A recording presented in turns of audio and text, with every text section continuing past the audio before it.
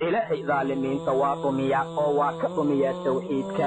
war gabdhahow ilaahay ka cabsada, war joojiya heesaha iyo cajalooyinka aad maqrib walba wadataan oo aad kala amaansanaysaan ood kala qaadanaysaan ood soo ijaaranaysaan. joojiya oo ilaahay ka cabsada.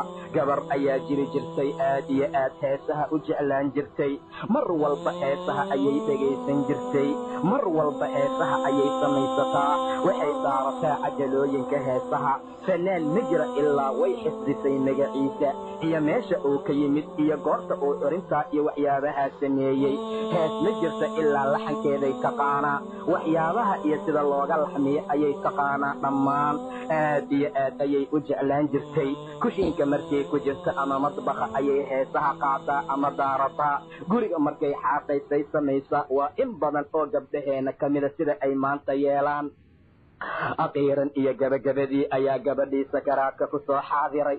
waxaa la gaaray wakhtigii ajasha. camal fiican inay samaysataa fiicneed ma samaysanin. rabbigeed inay wax u hormarsataa fiicneed uma hormarsanin. rabbi ayay nacdo, fanaaniintay jeclaatay. qur'aankii kalaamka allay nacday, heesahay jeclaatay. fiiriya sida alla ku abaalmariyey subxaana wa tacaala.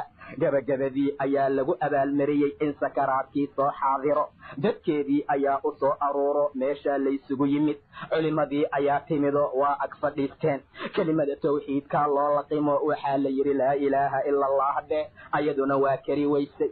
laa ilaaha ila allah qofkii ku camalfali jiray oo raaci jiray oo yaqaana macaanideeda iyo shuruuda ay wadataa ku celceliya marka uu sakaraad yahay. amaa axad heese ka caado dhigtay, filime iyo aflaan ka caado dhigtay, riwaayado iyo kusheertooyin ka caado dhigtay, iyo inuu masrax mar walba gala uu daabado. laa ilaaha ila allah dee u dhaha waa waxaan suuragal ahayn.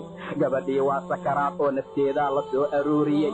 jilbahaa laysugu keeno waa laga soo qaaday. ma kari karta inay rikoor dambe heese ku dhegaysato. ma awoodi karta inay mar dambe baxda ay siiriyaha ka soo qaadato cajalooyin heesa ah. maanta wixii ka dambaysa adduunkay ka rawaxaysaa, aakhiray u socotaa.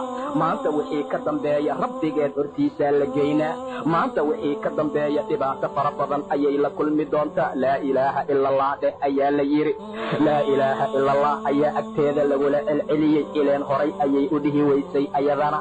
maca daalika agteeda waa kari waayey. kelimada tawxiidkaa agteeda waa soo qaban waayey.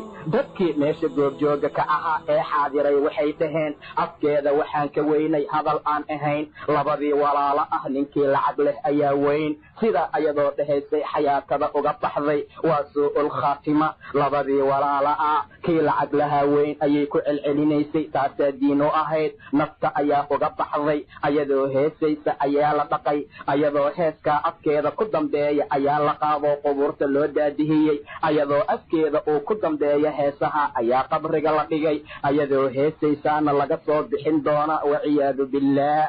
sidaa darteed ayuu rasuulku yidhi qof kasta waxaa lagu soo bixiyaa calaa maa maata calayhi, wixii uu ku kor dhinta dushiisa.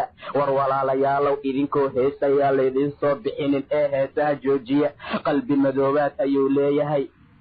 qalbiga diin alla iyo heese islama galaan ee aad iyo aad u dadaala oo rabbigiin ka cabsada. ilaahay asagoo noo tilmaamaya khatiirada iyo khatarta heesaha ay leeyihiin, dhibka iyo mashaakilka heesaha ay leeyihiin iyo sida uu nooga digayo fiiriya. allah subxaana